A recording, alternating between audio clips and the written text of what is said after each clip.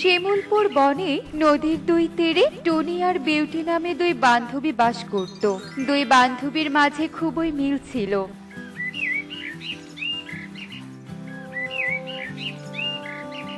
বিউটিটা ফলের পায়েস খেতে খুবই পছন্দ করে। যাই গিয়ে ওকে একটু পায়েস দিয়ে আসি, পায়েস পেলেও খুব খুশি হবে। এই বলে টুনি পায়েসের বাটি নিয়ে নদীর ওই পাড় থেকে দুই পাড়ে সোজা বিউটির বাড়িতে চলে আসে। বিউটি, বাড়িতে আছিস? এই বিউটি। আরে টুনি, তুই কি নিয়ে এসেছিস? তোর জন্য একটু ফলের পায়েস নিয়ে এসেছি।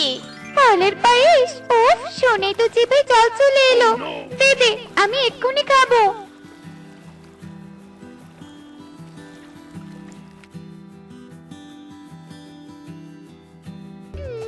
দারুণ স্বাদ। সত্যি টুনি, তোর হাতে জাদু আছে। তোর মতো এত ভালো পায়েস কেউ রান্না করতে পারবে না। হয়েছে রে, আর প্রশংসা করতে হবে না। এখন আমি চলি, বাড়িতে আমার অনেক কাজ পড়ে আছে। ঠিক আছে, যা, আমাকেও এখান থেকে যেতে হবে। এই বলে টনি ওর বাড়ির দিকে চলতে থাকে। এদিকে বিউটিও তার কাজের উদ্দেশ্যে বেরিয়ে পড়ে। এভাবে টনি আর বিউটির দিন চলতে থাকে। এদিকে কালু কাক নামে এক দুষ্টু পাখি ওই বনে বাস করত। যাক বাবা, অবশেষে একটা ফল খুঁজে পেলাম। এবার এই ফল খেয়ে ক্ষুধা মেটাবো। টিয়া এসব বলে যেই ফলটা খেতে ধরে, ঠিক তখনই সেখানে ঝড়ের বেগে কালু কাক চলে আসে আর টিয়ের হাত থেকে ফলটা কেড়ে নেয়। এ কি কালু দাদা, তুমি আমার হাত থেকে ফলটা কেড়ে নিলে কেন? দাও বলছি, ফলটা ফিরিয়ে দাও আমাকে। ফিরিয়ে দেওয়ার জন্য তো কেড়ে নেইনি, উল্টো আমি এই ফলটা খাবো তার জন্য কেড়ে নিয়েছি। যা, এখান থেকে কেটে পড়, এই ফল তুই আর পাবি না। কি বলছো কি এসব? কত কষ্ট করে এই ফলটা খুঁজে পেয়েছি আমি। দাও বলছি, ফিরিয়ে দাও, এই ফল আমি খাবো। বললাম না দিব না, যা তো এখান থেকে। ফল না দিলে আমি তোমার নামে মোড়ল দাদার কাছে বিচার দিব। হাসালি, তোর মোড়ল দাদা আমার বিচার নয়, উল্টো তোরই বিচার করবে।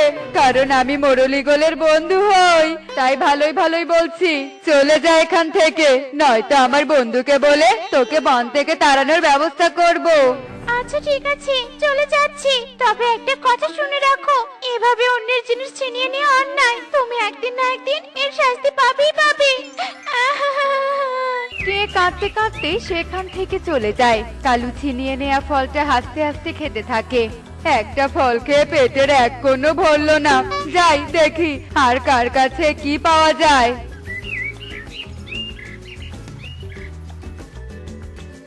দেখে তো হিসাব করে আজ সারাদিন কত টাকা আয় করেছি, আর বাজার থেকে কি কি কিনতে পারবো। এই 100, এই 200, 250, 500।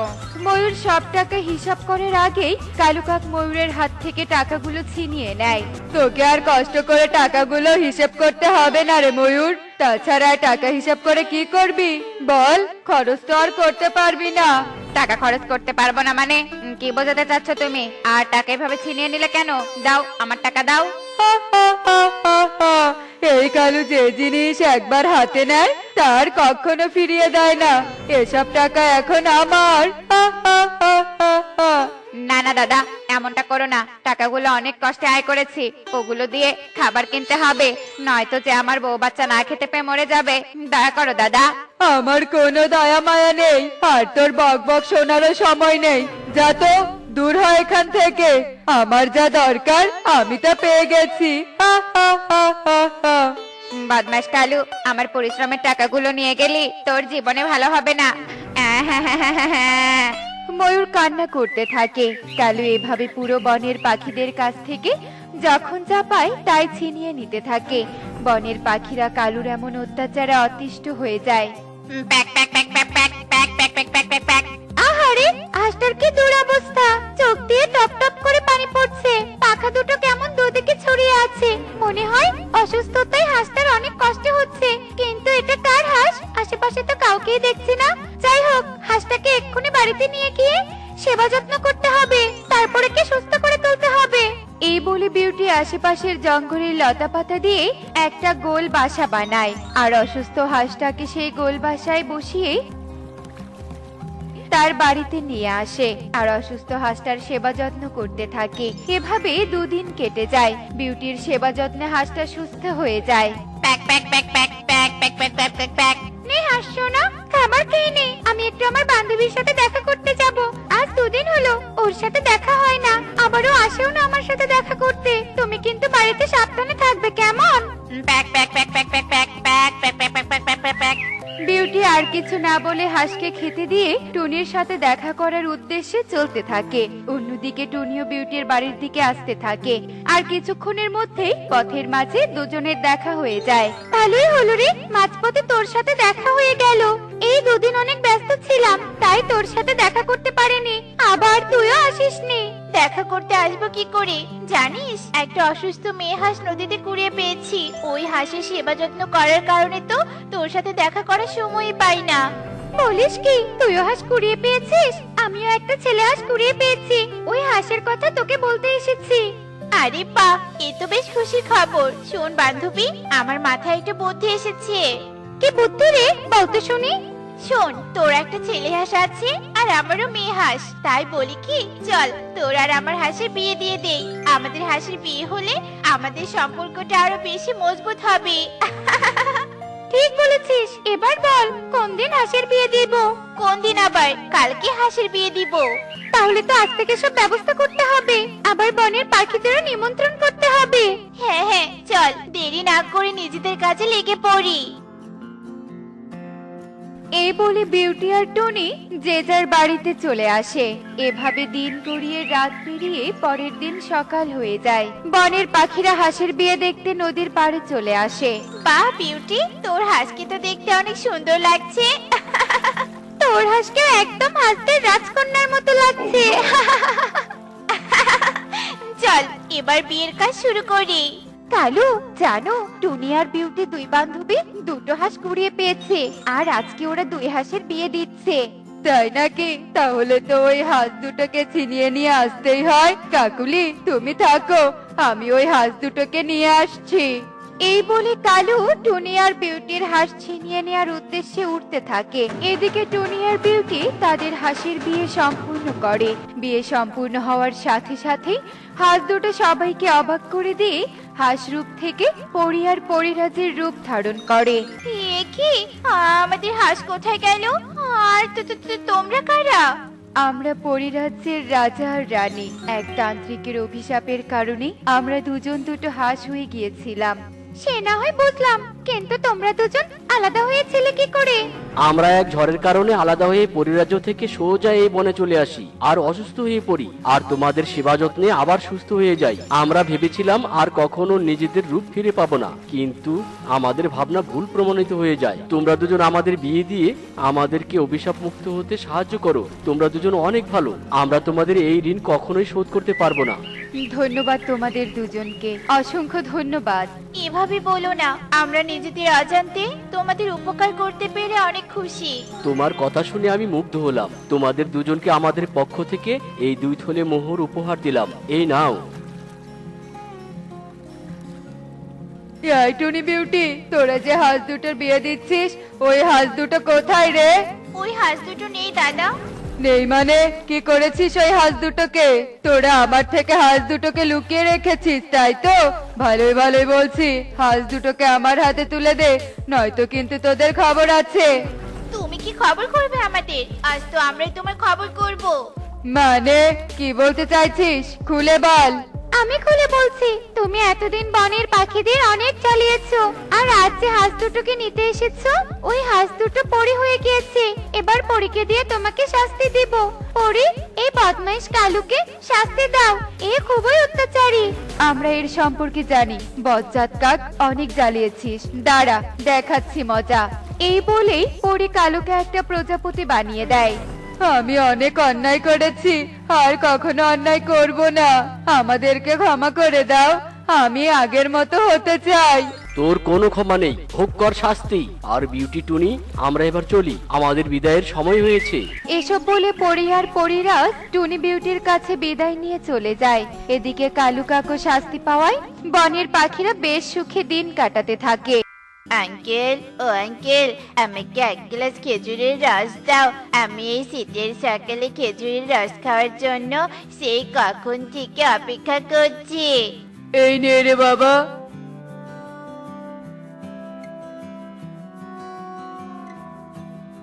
আচ্ছা আঙ্কেল, তুমি এরকম ছেঁড়া চাদর কেন পরেছ? তোমার কি আর কোনো চাদর নেই? না রে বাবা, আমরা তো খুব গরিব, তাই নতুন কোনো চাদর কিনতে পারি না। থাক রে বাবা, আমার আবার সবগুলো রস বিক্রি করতে হবে। টোনা তার খেজুর গাছের রস বিক্রি করে তার পরিবারের সাথে অনেক কষ্টে দিন কাটাতো। আজও টোনা প্রতিদিনের মতো খেজুরের রস বিক্রি করছিল। আর কিছুক্ষণের মধ্যেই 2 হাড়ির সব রস বিক্রি করে সে বাড়ির উদ্দেশ্যে চলে আসে। আর আসার পথে সে একটা ঝোপের ওপরে ঝলমলে একটা লাল চাদর পরে থাকতে দেখতে পায়।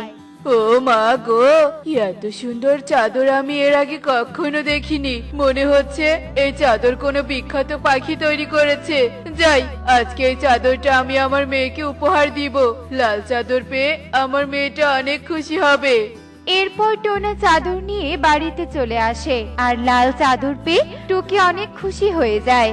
ওয়াও, কত সুন্দর চাদর!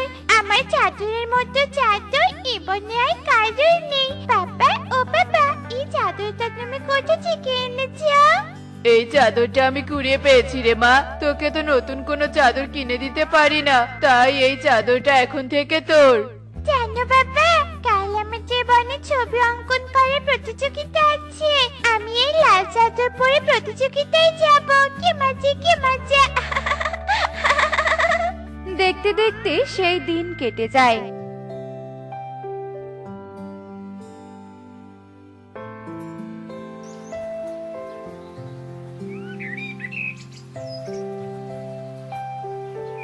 আর পরের দিন টুকি লাল চাদরটা পরে প্রতিযোগিতায় চলে আসে।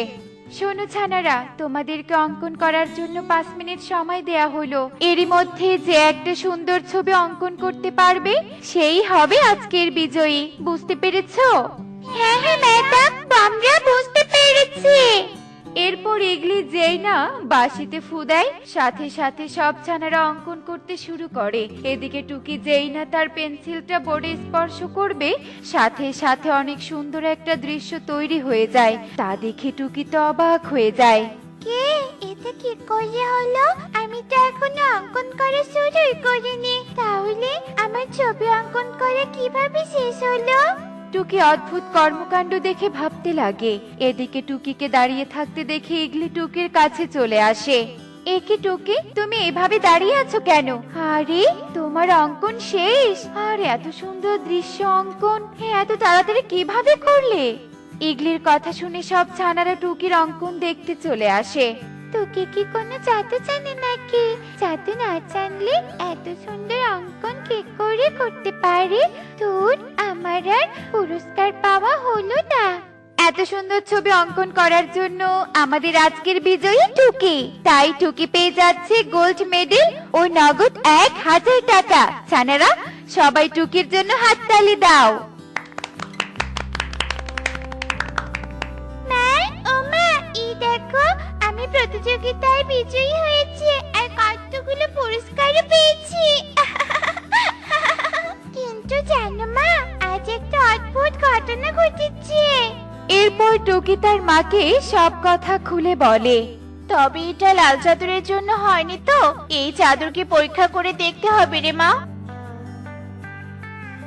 এই নে রে মা, তুই চাদরটা খুলে ছবি অঙ্কন কর দেখি। যেমন কথা তেমন কাজ। টুকি লাল চাদর খুলে রেখে খাতায় পেন্সিল দিয়ে ছবি আঁকার চেষ্টা করে, কিন্তু এবার আর আগের মতো ঘটনা ঘটে না। এবারে চাদরটা জড়িয়ে অঙ্কন কর দেখি। টুকি লাল চাদর জড়িয়ে যেই না পেন্সিলটা খাতায় রাখে, সাথে সাথে ছবি অঙ্কন করা হয়ে যায়। এরপর টুনির আর বুঝতে বাকি থাকে না যে এটা একটা জাদুর লাল চাদর। তার মানে বাবা একটা জাদুর লাল চাদর করে পেয়েছে। ইয়ে, কি মজা, কি মজা!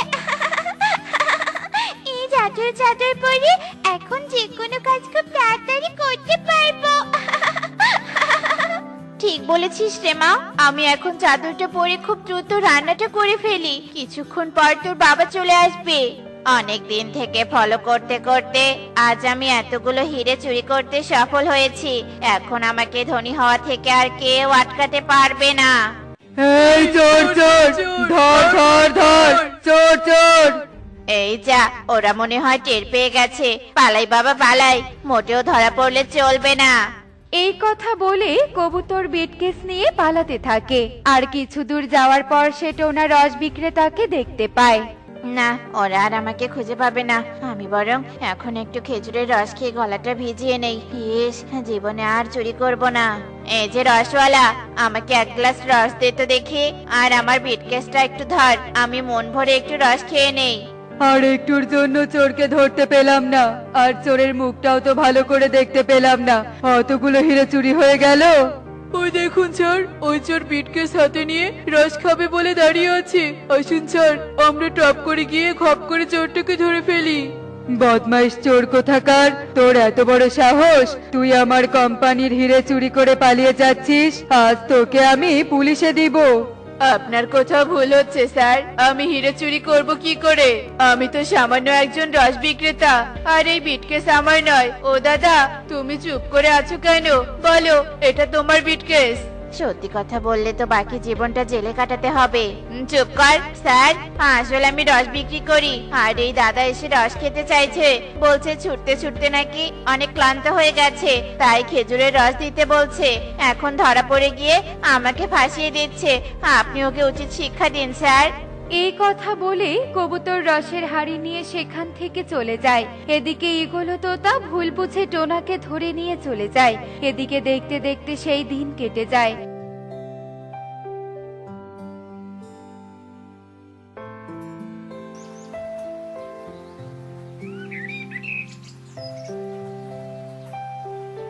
অন্যদিকে টোনা ফিরে না আসায় টুনি অনেক চিন্তায় পড়ে যায়। আর টুনি ও টুকি মিলে টোনাকে খুঁজতে বের হয়।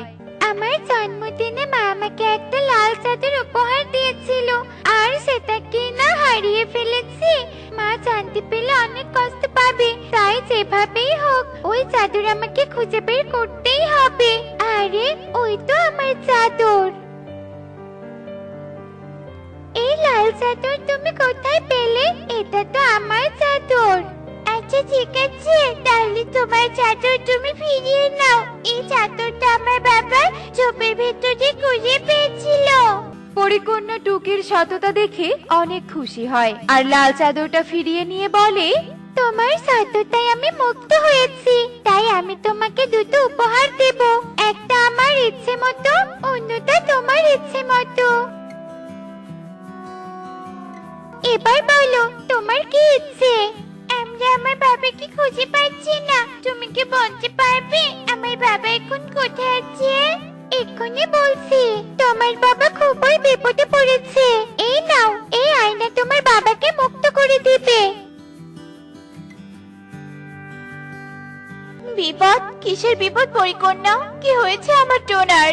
পরিকন্যা টুনিকে সব ঘটনা খুলে বলে আর লাল চাদর নিয়ে সেখান থেকে চলে যায়। এদিকে টুনি ও টুকি পরিকন্যার দেয়া আয়না নিয়ে টোনাকে সাহায্য করতে চলে আসে। কে তুই, আর এখানে কেন এসেছিস? আপনি এই ঘরের তালা খুলে দিন স্যার, কারণ আমার টোনা নির্দোষ। তাই নাকি? তা কি প্রমাণ আছে শুনি? শোন, কোনো প্রমাণ দেখাতে না পারলে কালকে আমি ওকে পুলিশে ধরিয়ে দিব।